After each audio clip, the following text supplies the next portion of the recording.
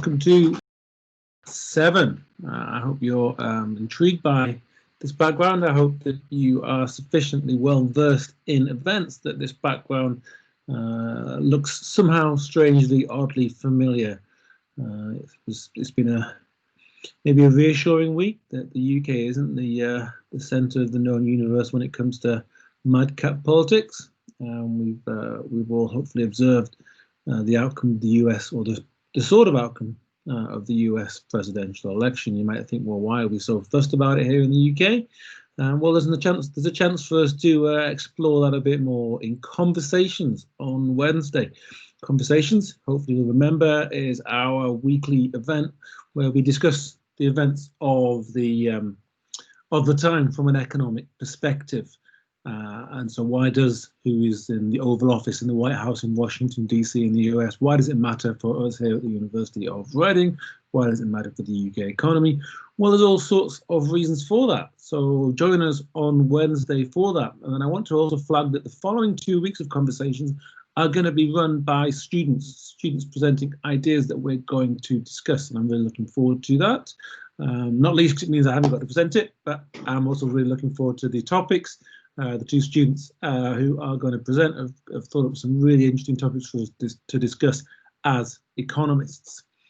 Now, I'm going to go back to a more conventional background. We're still, hopefully you've been looking around you and observing the changing colour of the leaves on campus.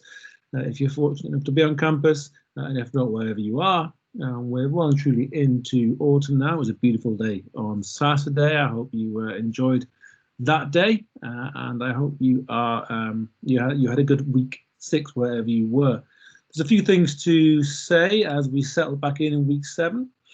The first one is this movement towards doing things online rather than face to face. It's fully understandable. There are many cases where you have to. Very, very aware of that, and very, very sympathetic to all situations where you have to move online. The thing to bear in mind is it is tempting to go online, I know very well, because it means that you don't necessarily have to go on to the campus. The only thing I want to say in regard to online versus face-to-face is that there is a timetabling and a resourcing issue. As if the classes that are running face-to-face have fewer and fewer numbers, whereas the ones that are online, because there's only one online and a number of face-to-face classes, the numbers in the two can start to get unbalanced and mismatched, and that affects can lead to the effectiveness of these classes not being what they would be if the numbers were as originally planned. And then again, that's not some kind of comment on your choice or your situation that forces you to go online. It's just to make the point that we may end up moving towards a more online provision because we have to make decisions at some point regarding those resources and those timetabling of these sessions. Okay, so I just want to make you aware of that is there. That's an issue. That's a live issue that we do have to deal with, and you may well end up online when you didn't necessarily want to be, and so that's just worth bearing in mind. We're trying to make sure that things remain face-to-face. It's a really important part of you accessing your education, that if possible we can do it face-to-face. All sorts of things that are great about being online, but there's all sorts of things that are great about being face-to-face as well. Another thing to say is the COVID-19 situation. We may have forgotten about this because we've been focused on endless counts in states like Georgia and Pennsylvania and so on, but COVID-19 remains with us, and it remains quite prevalent with us. Cases, hospitalizations, and regrettably deaths in the southeast are still rising. Thankfully, things look like they're stabilizing in other parts of the country, notably the northwest, but down here things are continuing to rise. And I'm sure you'll be aware that Reading as a town made the news over the weekend for a big party that took place last week with £30,000 fines for those that were organising it. I don't need to tell you about this. There have been various university emails about these kinds of things. The only thing I'm going to say is that the COVID situation remains around us, and we do have to take responsibility. So many of you are already, and it's fantastic. But please do carry on social distancing wherever possible, especially when you're on campus and around the town. And please do keep wearing face coverings when you're in enclosed spaces on campus, in teaching sessions, and also around the town. Please do keep going with that. We'd certainly prefer it wasn't, the case, but COVID is with us, and hopefully we can get rid of it quicker, the more that we are able to maintain our social distance and keep wearing our face coverings. Excitingly, the Economic Society is up and running. You'll hopefully hear a little bit more about that in the next few days. We're hoping that there'll soon be a social media presence, that you'll have some access to Economic Society events taking place at the universities, other interesting events that are taking place.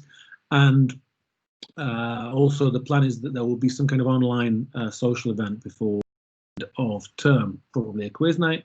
Look out for it, please, and let's all be getting together via the Economic Society, or all you guys be getting together. You don't want old people like me bombarding in on your events. We're also recruiting. I've mentioned this before. We have a lectureship that we're hiring for, and a member of staff will give lectures next from January. We put the advert out and we had 70 people apply for the job, and so we're now going through those shortlisting, and we'll soon know who we're going to invite. A week on Thursday and Friday, when we'll have a recruitment event to decide who our lecturer will be. Love it if you guys could take part in an online lecture that the applicants, the shortlisted applicants, will give a week on Thursday. That is the 19th. I'm going to just check my calendar.